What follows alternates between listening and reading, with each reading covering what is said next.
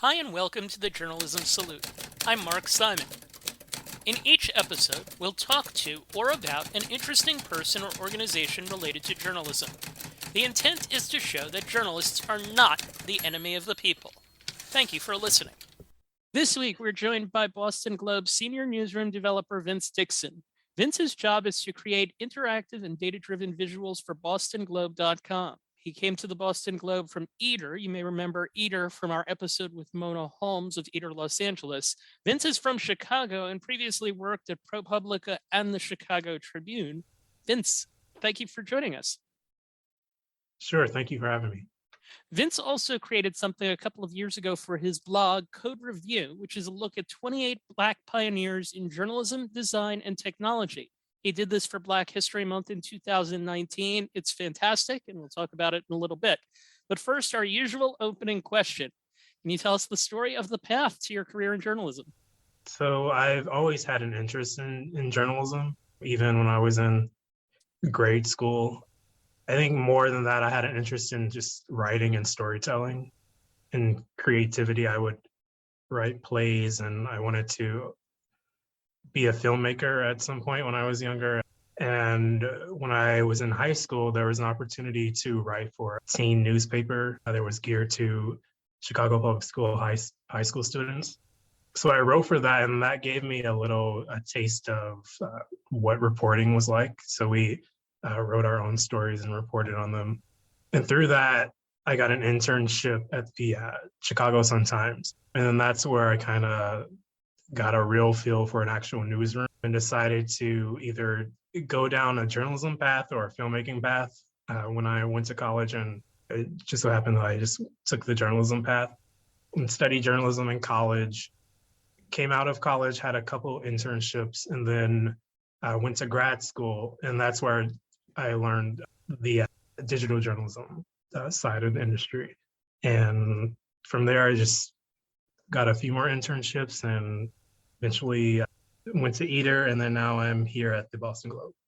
All right, there are a couple of things within that we'll talk further about. But first, how did your upbringing impact your current work? You mentioned that you were into telling stories. Like, did that have some sort of upbringing or?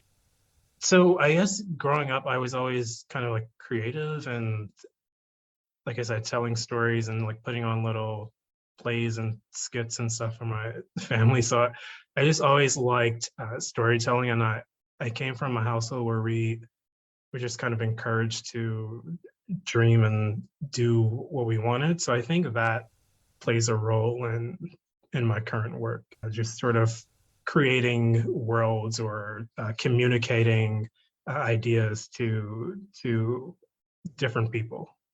A lot of what you do involves creating visualizations of all different types to convey a story.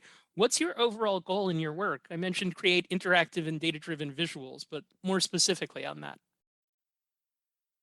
Yeah, so what draws me to journalism is being able to explain things to people that they may not know. I feel like we live in a world where as time goes by, we forget a lot of things, especially throughout history. So that almost inspires me in a way to help fill in the blanks or some of the gaps that we've allowed to occur in our history. So my goal in my writing is usually to keep people informed and almost remind them of some of the things that and that's sort of the basis of a lot of not just the work that I do professionally, but even my personal work. So what's an example of that of recent vintage?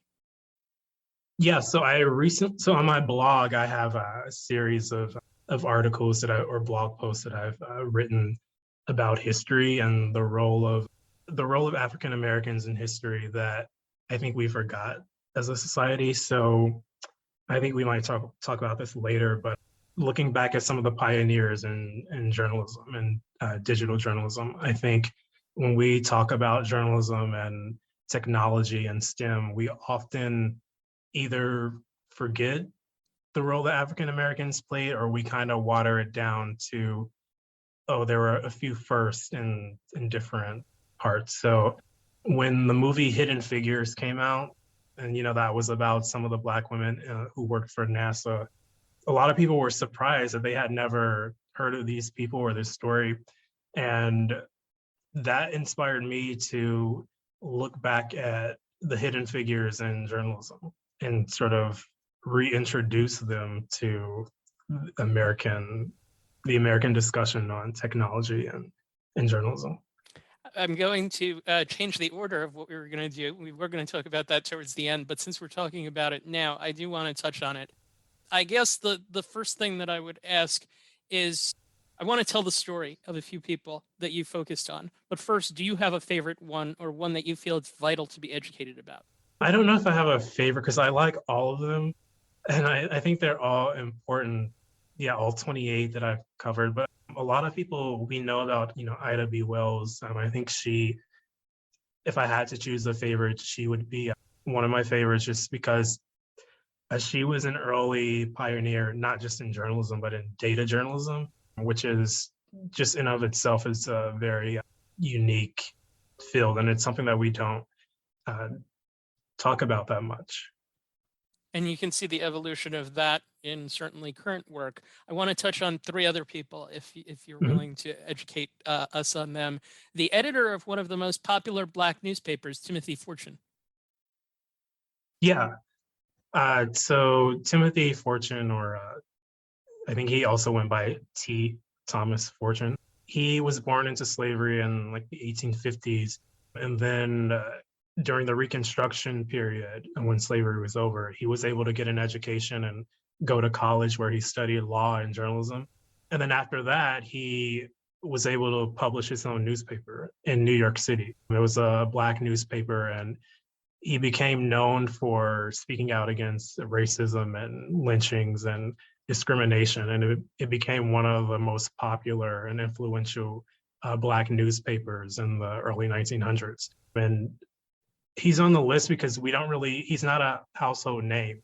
But at the time, he was as influential as W.E.B. Du Bois and even Frederick Douglass. So a lot of people, his voice was very well known and influential in the Black community at that time. The way that this is set up, I just want to kind of paint the picture for people. This is on your website, vincedixonportfolio.com. It's titled 28 Black Pioneers in Journalism, Design, and Technology. There is a brief write-up by you, and then there are 28 links that you can click on. And each link takes you to a story, a couple hundred words, some a little bit longer with a nice picture that relates to what the story is. Another one that I wanted to bring up was Marvell Cook, a labor advocate who was the first Black woman to write for a mainstream newspaper. Can you educate us about her?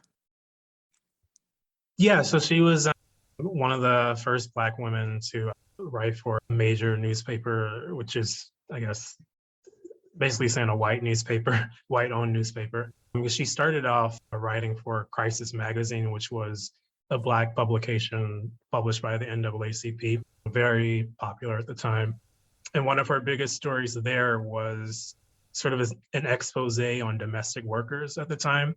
So she and another reporter and activist disguised themselves as domestic workers, and they stood outside of, I guess sometimes Black women would have to stand outside of different department stores, and white people would come up and sort of hire them for the day or the week or whatever. So she did that, and she exposed some of the challenges and abuses that those domestic workers went through. So that was like a really popular piece at the time. Then when she moved on to other Black newspapers, she eventually came to the Compass, which was a white-owned newspaper, and she was the only Black woman at the paper and one of two Black people at the paper. And there, she kind of continued this expose in a way on domestic workers. I mean, she also covered like drugs in the inner cities with children and prostitution. She's also known for starting one of the first newspaper guild units at a Black newspaper. So before she went to the Compass, she was at another newspaper, a Black newspaper, where she started the first labor union there at the paper, which was the first Black labor union unit, a part of the newspaper. Pioneer in investigative journalism and in labor unions as well. And then the last one, this is not necessarily a specific person, but one of the things I liked about what you did was you wrote about people who weren't necessarily reporters or editors or things of that sort, the train porters who ensured that Black stories got told. That was the headline. Can you explain that one? Yeah, so those are the Pullman porters. As many people might know, they were the the porters that work the trains, the Pullman trains. They were exclusively Black men. I guess it was sort of like a branding decision by the Pullman company. So what happened was during the Jim Crow era, a lot of Black people in the South were facing basically domestic terrorism and many abuses and segregation. And there were people in the North who would contact some people and Black people in the South and tell them that, oh, we don't have those problems here. You should move here. So Black people started leaving the South in droves to the point where it started to hurt business in the South, because a lot of the Black people there were the laborers and blue collar workers at the time. So a lot of white business owners and politicians didn't like the fact that Black people were migrating to the North. So they started trying to stifle the communication between the North and the South. And one way that people in the North were encouraging people in the South or Black people in the South to come to the North was through newspapers. So there were a lot of Black newspapers that would tell them how great it was to live in the North and all the opportunities there. So a lot of Black towns and politicians actually banned Black newspapers. So what some newspaper editors did was in order to get their newspapers to Black Southerners, they gave them to the Pullman porters, because Pullman porters, by being on the train, they would travel from the North and the South and connect the two. So the Pullman porters would sneak the newspapers onto the train, and then when they would go to various stops of the South, they would toss the papers off the train. So then that designated Black people would come and take the papers and then distribute them to Black people. So in an age where the First Amendment was being challenged and stifled by racism, the Pullman porters were able to find a way around that. Forgotten journalism heroes. Certainly, the project is 28 Black pioneers in journalism, design, and technology. We go from journalism past to journalism present. And I want to talk about your current work with the Boston Globe. And one of the things that I like, you showed me a few examples of what you've done with things such as COVID coverage and the graphs and the charts that go with that. I work in information presentation too. And what I like about your work is that in trying to convey things, it seems like you're often trying to present the idea of a lot, some, or a little, whether it's COVID related, an investigation into the Department of Corrections, a look at the arrest numbers on January 6th in Washington, D.C. Just to use math, what I'm talking about, there's not necessarily much of a difference for you between X and X plus 1, but with the charts that you use, you really work to convey the difference between X and 6 times X. And I'm curious what advice you would give to people who want to do what you do in terms of what the keys are to conveying numbers in online.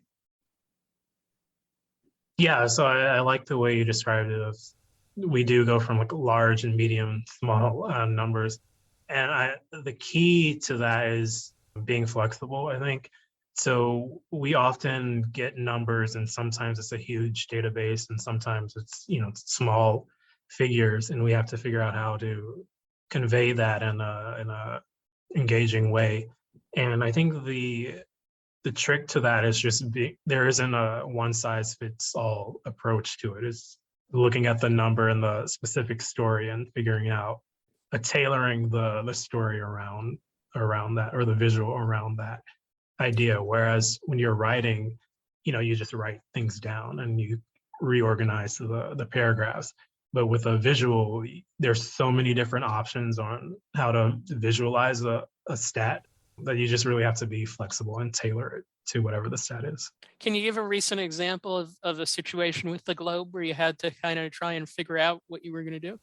We've been working a lot with COVID numbers and figuring out how we can best visualize those. So early in the pandemic, one of the pieces that I worked on was visualizing how many people in Massachusetts were being vaccinated. So there's many different ways we could portray that. We can just show the number or show charts. But the way that I thought would be interesting was to show the total number of people in Massachusetts and represent them as I guess dots or icons on the page, and then just highlight what portion of that group is vaccinated. So throughout the earlier days of the vaccination period, we could see, because we would update this graphic every week, we could see the dots being filled in slowly to sort of show the uptake of vaccination in Massachusetts.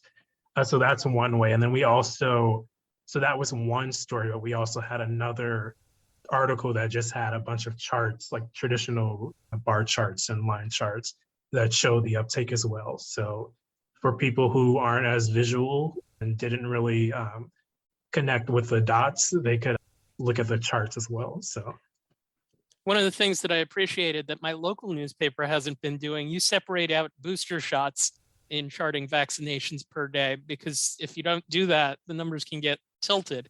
What kind of steps do you take to avoid being misleading with what you're presenting?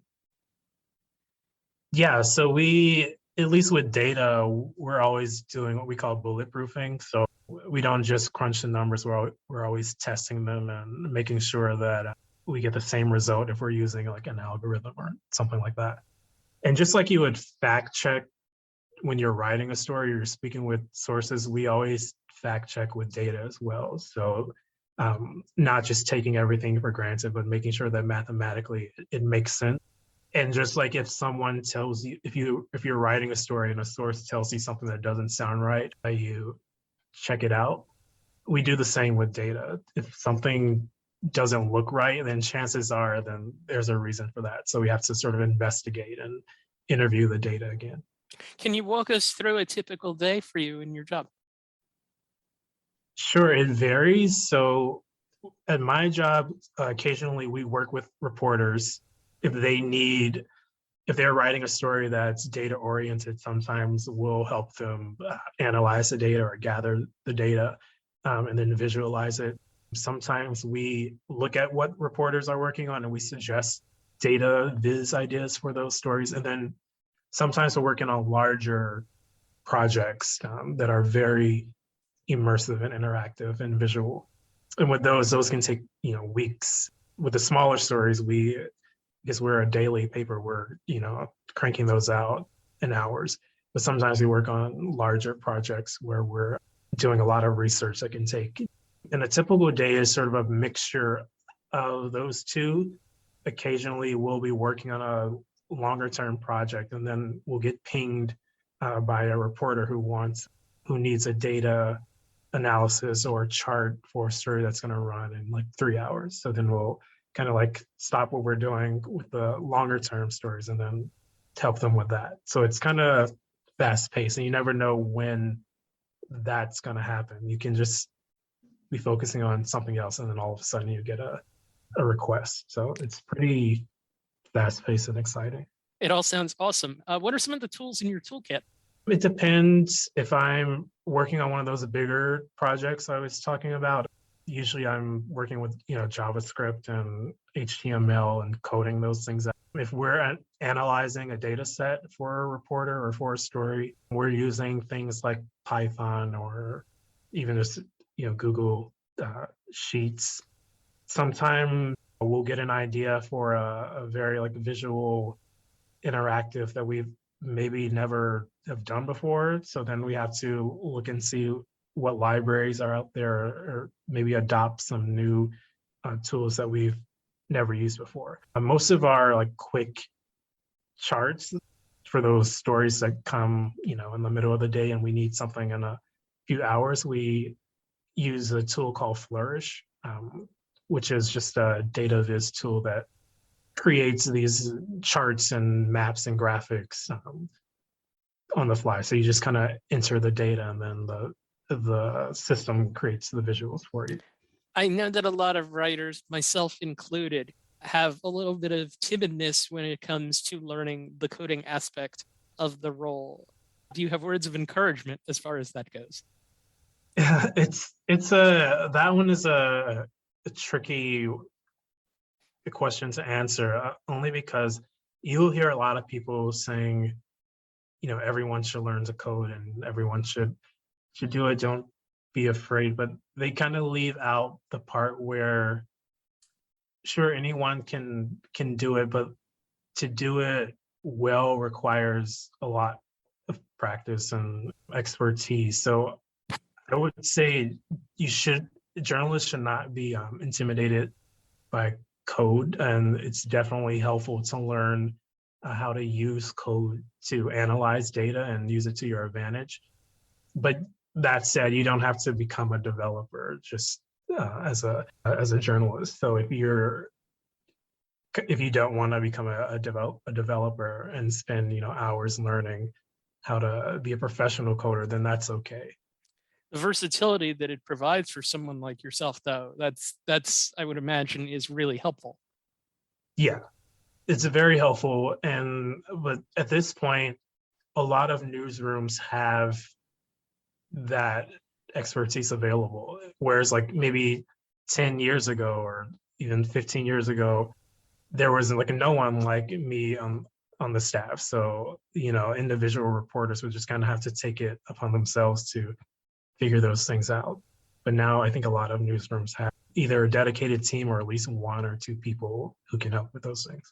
I want to transition to your work at Eater, which was where you worked before you came to the Globe, because there are some really interesting projects in there. Just a few examples. What brands are behind Trader Joe's snacks? That was something that you combined both visual and written. You did a study of fast food chains and whether the CEOs and their employees donated to Republican or Democrat-oriented political groups. You did a deep dive on tipping in restaurants and bars and how it encourages racism, sexism, and harassment. You did a piece explaining how groups work together to get their food pictures to go viral. Wide swath of pieces. History as well. You did a long form feature on Father Divine. You've done a number of pieces on related to Black people and whether they're welcome in places like Starbucks, where a few years ago, a couple of Black men were arrested for trespassing. Can you give us one piece or project you did at Eater and walk us through it from idea to completion? So the piece that I won a James Beard Award for, the Thrill Ride, basically that piece, we followed a food deliverer around.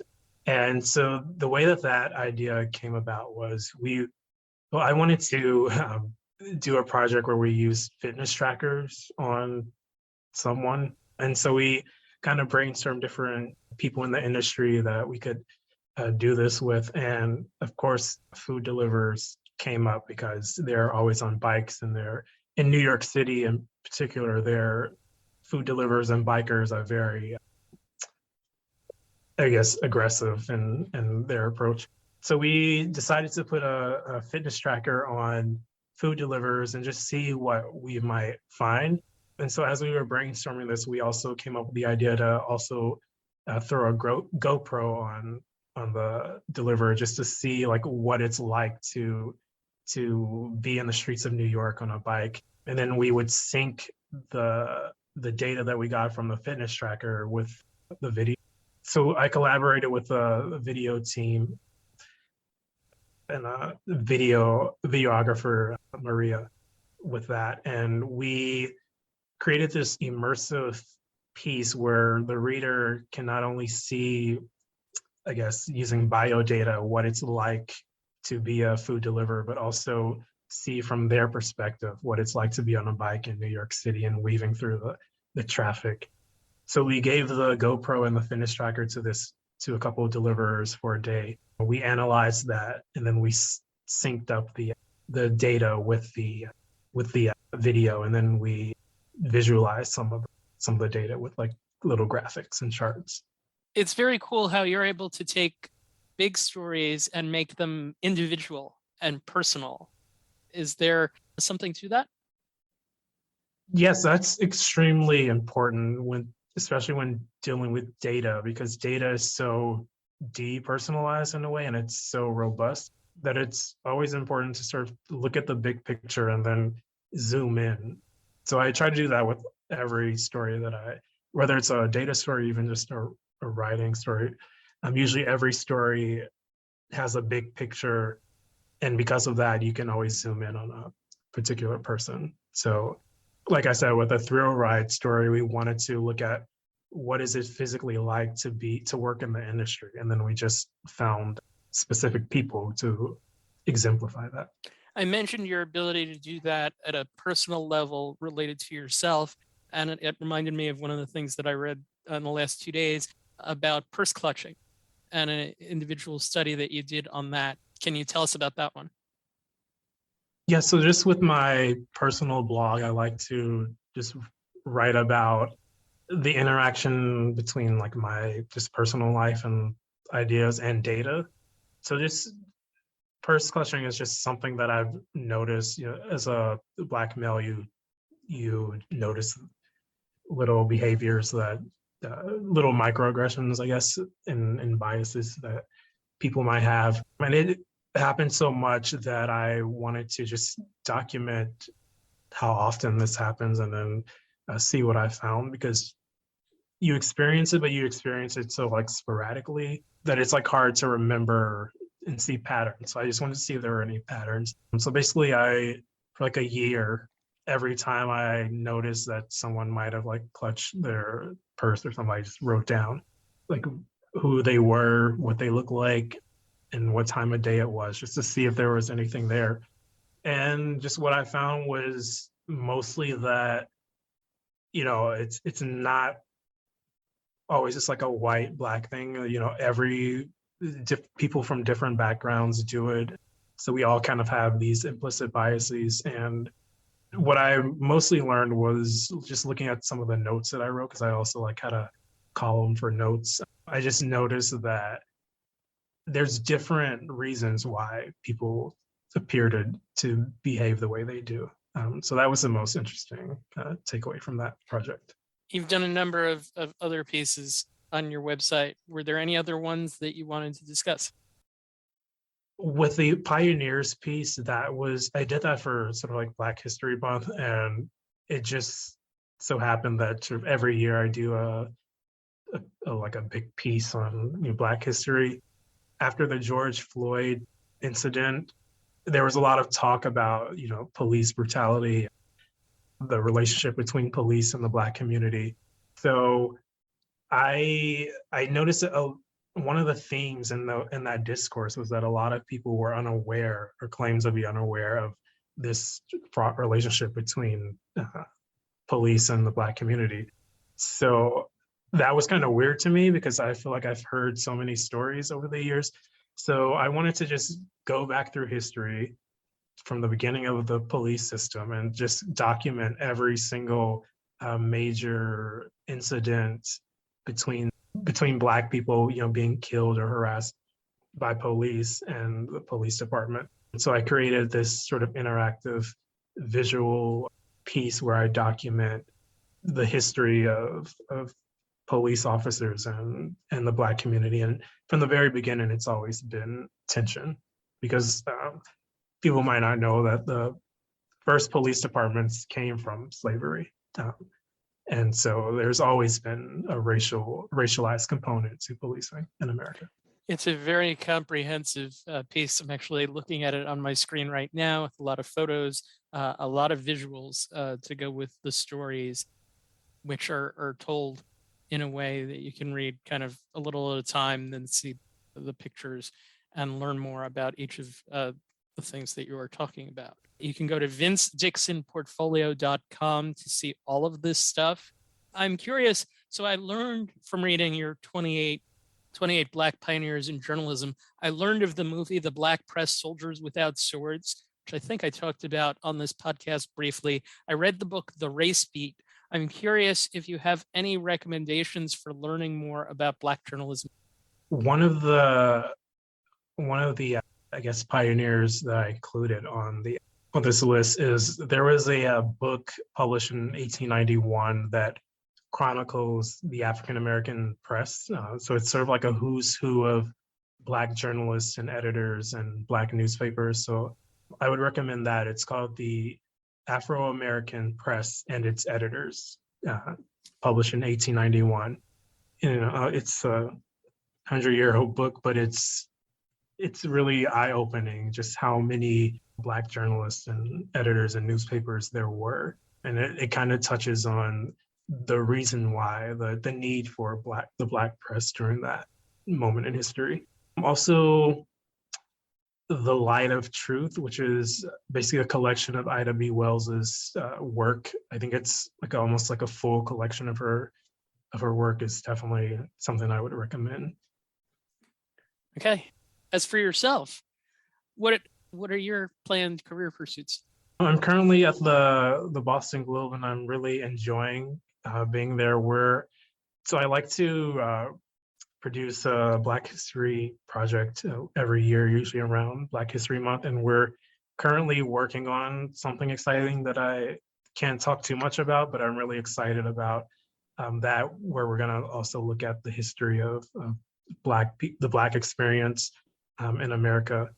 So that's something I'm very excited for. Okay. What advice would you have for someone who wants to pursue the kind of job or career that you have? We typically have people who are just writers or editors or essentially publishers, but your work is a little different. What advice would you have for someone who wants to do it? I would say this is a great career for people who like to be open-minded and flexible. And the biggest advice I would have would be to be open-minded and flexible as you pursue this career, because what you're doing now the technology may not exist even in like 5 or 10 years. So be more interested in storytelling and the broader, bigger picture, and don't focus too much on the specific technology that you're using to do this. So if you want to get into this career, start telling stories and do it with whatever you have, and focus on just storytelling in general and not just how you're doing it. Journalism certainly ever changing and ever evolving. Is there a journalist or a journalism organization that you would like to salute, one that you're not affiliated with, for their good work? I'm not affiliated with a organization now, but NABJ, I think it's definitely the National Association of Black Journalists is a good organization, especially for young, budding African-American journalists. They have an annual career fair, and a conference that I would highly recommend for young Black journalists. We've had Vice President of Television, Ken Lemon, on our podcast as well. Certainly appreciate the work that the NABJ does. Vince Dixon, thank you for joining us. Best of luck. Thank you. Welcome to Journalism History, a podcast that rips out the pages of your history books to re-examine the stories you thought you knew and the ones you were never told. I'm Terry Finneman, and I research media coverage of women in politics. And I'm Nick Hirschon, and I research the history of New York sports. And I'm Ken Ward, and I research the journalism history of the Great Plains and Rocky Mountains. Find the Journalism History Podcast at journalism-history.org/podcast and wherever you listen to your favorite podcasts. Thank you for listening to the Journalism Salute. Please let us know what you think of the show. You can find us on Twitter at JournalismPod, and you can email us at journalismsalute@gmail.com.